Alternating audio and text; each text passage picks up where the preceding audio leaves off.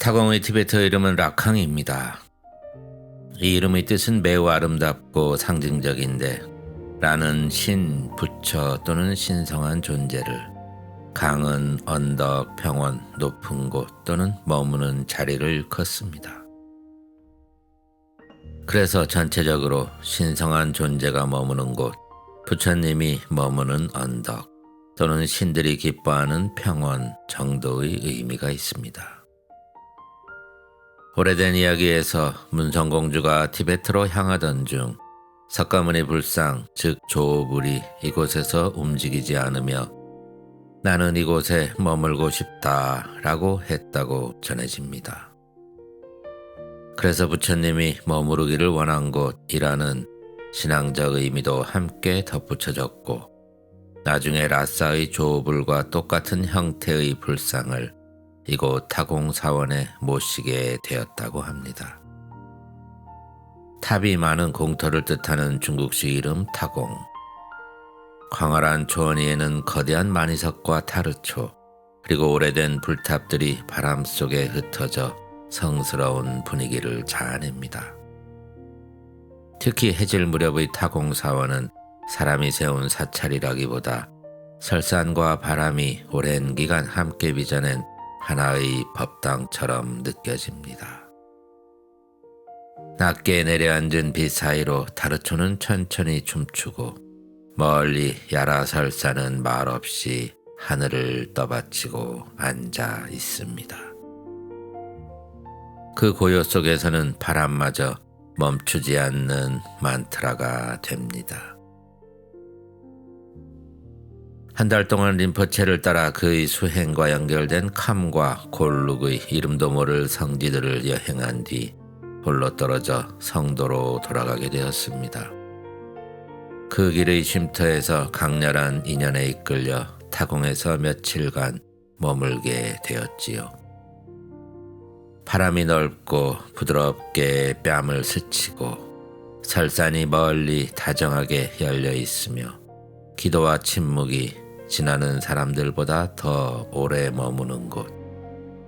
그곳에서 저는 단순한 편안함을 넘어 어머니의 품처럼 따스한 숨결과 익숙함으로 차마 떠나지 못하는 게으른 순례객이 되었습니다. 언제 이곳을 떠났던 것일까? 어느 생을 건너 다시 이곳에 돌아오게 된 것일까? 마치 생의 마지막을 맞이한 선량한 노인이 떠나야 함을 알지만 머뭇거리는 마음이랄까요. 어둑한 새벽이었습니다.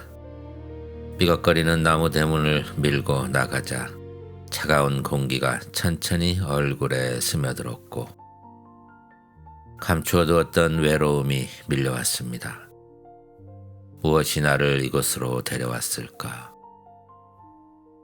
타공의 주도로에는 2층 집들이 길게 늘어서 있었습니다.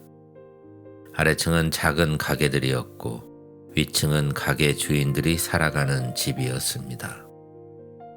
낮이면 야크버터 냄새와 보이차 향기, 순례객들의 발걸음과 웃음소리가 간간히 섞여 흐르던 거리였지만 그날 새벽의 타공은 거의 숨을 죽인 채 잠들어 있었습니다. 세상의 속도를 따르지 못하기 때문일까? 이상하게도 타공에서는 여느 도시를 깨우는 자동차 경적 소리가 없었습니다. 자전거 페달 소리조차 사람을 재촉하지 않았고 누군가 큰 목소리로 하루를 밀어 올리지도 않았습니다. 모든 것이 아직 꿈과 현실 사이 어딘가에 머물러 있는 낡은 시간을 건너가고 있었습니다. 타공사원을 지나 야라설산 쪽으로 천천히 걸어 들어갔습니다. 개울을 따라 걸으니 정신이 맑아졌습니다.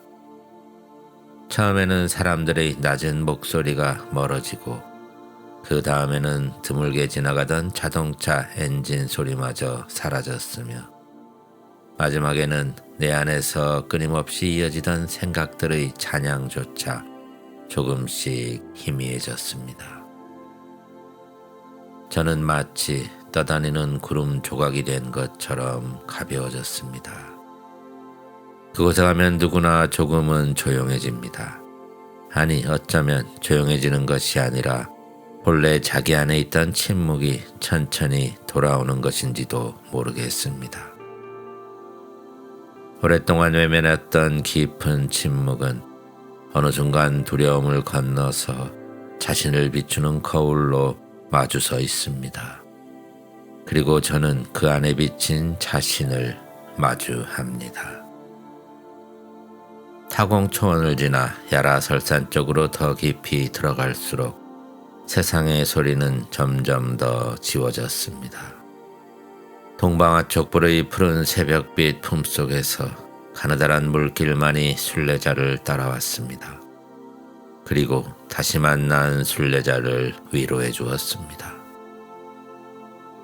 무야 게리마, 무야 게리마, 무야 게리마 비구니 사원으로 향하는 길.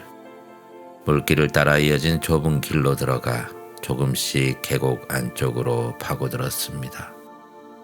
정말 그곳에 사원이 있는지 확신할 수 없었지만 길에서 만난 가족이 2시간쯤 더 걸으면 나온다고 말했고 길은 끊어지지 않았기에 저는 그저 걸었습니다. 빙하 녹은 물은 맑고 차가웠으며 바위들은 오래된 만트라처럼 푸른 빛을 띠고 길게 늘어져 있었습니다. 가끔 바람이 불 때마다 언덕 위를 가득 메운 타르초의 물결이 파도가 되어 길게 너울거렸습니다. 그 흔들림 사이로 들려오는 소리는 마치 오래전부터 이 골짜기에 스며든 기도의 숨결처럼 흐르고 있었습니다. 저는 어느새 그들과 함께 앉아 나지막히 읊조리고 있었습니다. 홈마니 밤매훔, 홈마니 밤매훔, 홈마니 뱀매훔. 침묵이 끊임없이 이어진 것은 아니었습니다. 지나간 시간들이 고개를 들었다가 사라지고 다시 떠올랐다 부서지기를 반복했습니다. 그러나 호흡 사이사이 부지런히 떠오르던 기억들은 더 이상 저를 괴롭히지 못하고 하나둘 녹아내렸습니다. 후회나 미련이 따뜻한 햇살 아래 눈 녹듯 조금씩 쓰러져 갔습니다. 우리는 때때로 말보다 깊은 침묵을 만납니다. 그리고 그 침묵 속에서는 마음속에 떠오르던 수많은 문장들조차 새벽 풀리비의 이슬처럼 잠시 반짝이다 흔적도 없이 사라져버립니다. 억지로 마음을 비우려고 하지 않아도 생각들은 조용히 멀어져 갔고 그렇게 부서진 관념들은 다시 돌아오지 않았습니다. 자갈들이 울퉁불퉁 널려 있고 먼지가 날리는 길이었지만 곧 포장을 준비하고 있어 걷기에는 편했고 딱 그만큼 지루했습니다. 그렇다고 고향을 찾아가는 이의 설렘이 줄어들지는 않았습니다. 멀리 야라설산의 자태는 명상에 깊이 들어간 수행자의 모습이었습니다. 흰옷을 가지런히 차려입고서 수줍은 듯 구름에 반쯤 몸을 가리고 묵묵히 앉아 있었습니다. 구름 사이로 드러난 설산의 봉우리는 말하고 있었습니다. 참 멀리도 돌아왔구나. 잘 왔도다 나의 아들이여. 그 순간 온몸이 떨렸습니다. 야라설산은 단지 눈 덮인 바위가 아니라 아주 오래전부터 누군가의 명상 속에서 한 번도 사라진 적 없는 어떤 마음처럼 느껴졌습니다. 바드마산바바가 이 땅을 지나며 토착신들을 불법의 수호자로 삼았다는 이야기나 징메 푼촉 림포체가 이 산을 바라보며 제자들에게 자연의 소리가 곧 법문이라고 말씀하셨다는 이야기가 단순한 전설처럼 들리지 않았습니다. 상군 전체가 하나의 거대한 법당이었고 그 안에서 인간은 너무나 작은 존재였습니다. 무야 게리마 비구니 사원은 그 깊은 계곡 안쪽에 거의 숨어 있었습니다. 번성했던 형태를 잃고 곳곳이 무너져 내려 쓸쓸함마저 자아냈습니다. 사원 우측 낯익은 길을 따라 거침없이 올라갔습니다. 오두막들이 언덕 위에 드문드문 흩어져 있었고 돌과 양철로 된 벽은 소박했으며 창문들은 작지만 각자의 빛을 품고 있었습니다. 바람의 말들이 세상을 향해 달리는 풍경. 그곳에는 결핍의 분위기가 없었습니다. 오히려 아무것도 덜어낼 것이 남지 않은 사람들의 빛나는 고요만이 장대하게 흘렀습니다. 한 비구니 스님이 물동이를 어깨에 메고 천천히 언덕을 가로질러 가고 그 뒤 야라설산이 완전한 하얀색으로 빛나서 저는 한동안 그 장면에서 눈을 떼지 못했습니다. 이들은 왜 이렇게까지 깊은 산속에서 평생을 수행하며 살아가는 것일까? 아름답기만 했던 그 스님과 설산의 조화로운 풍경은 부러움을 지나 그리움으로 자라났고 제가 긴 시간 동안 히말라야 언저리를 떠나지 못했던 이유를 조금 알게 해주었습니다. 수행의 관문을 한 걸음 두 걸음 묵묵히 지나온 사람들. 세상은 점점 더 빠르게 흘러가지만 흐르지 않는 것을 바라보며 살아가는 삶. 사람들은 끊임없이 무언가를 더 가지려 하지만 끝없이 덜어내는 쪽으로 걸어간 사람들. 덜어낸다는 마음마저 다 내려놓은 채. 그날 계곡에는 바람 소리밖에 없었습니다.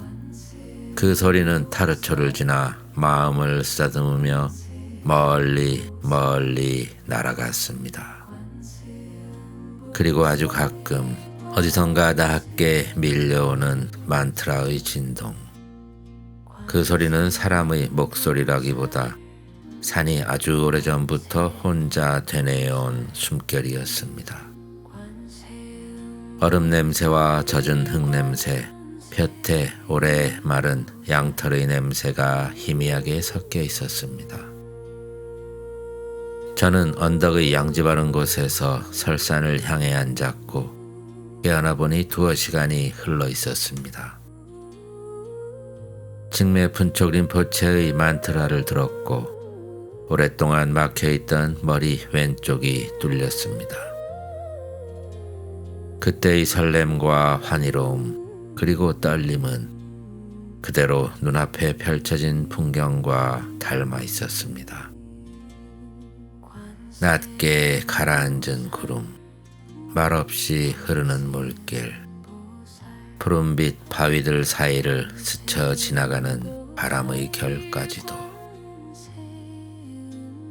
어쩌면 수행이라는 것은 새로운 무언가를 얻는 일이 아니라 이미 오래전부터 자기 안에 흐르고 있던 어떤 목소리를 알아차리게 되는 일인지도 모릅니다. 야라설산 아래에서는 그런 생각이 아주 자연스럽게 떠올랐습니다. 산은 끝내 아무 말도 하지 않았지만 그 침묵은 수많은 문장보다 더 깊은 가르침이었습니다. 해가 저물 무렵 작은 창문들에 하나둘 불빛이 들어오기 시작했고 저는 나지막한 기도로 안녕을 구했습니다. 옴마니 뱀메훔, 옴마니 뱀메훔, 옴마니 뱀메훔. 그 불빛들은 광대한 계곡 속에서 너무 작고 희미해서 금방 사라질 것처럼 보였지만 이상하게도 저는 세상의 어떤 불빛보다 더 오래 꺼지지 않을 것임을 알았습니다. 저는 지금도 가끔 그 계곡의 차가운 공기와 푸른 바위들 사이로 스며들던 저녁빛을 떠올립니다. 세상으로 돌아온 뒤에도 마음 한구석에서는 여전히 그 비구니 사원의 작은 창문을 지울 수 없습니다. 그 창문 너머로 바람에 흔들리는 타르초 소리와 멀리서 들려오던 만트라의 낮은 울림이 아직도 천천히 이어지고 있음을 기억합니다. 그리고 아주 가끔 그 침묵은 내 안에 들어와 조용히 묻습니다. 당신은 누구입니까? 당신은 누구입니까? 당신은 누구입니까?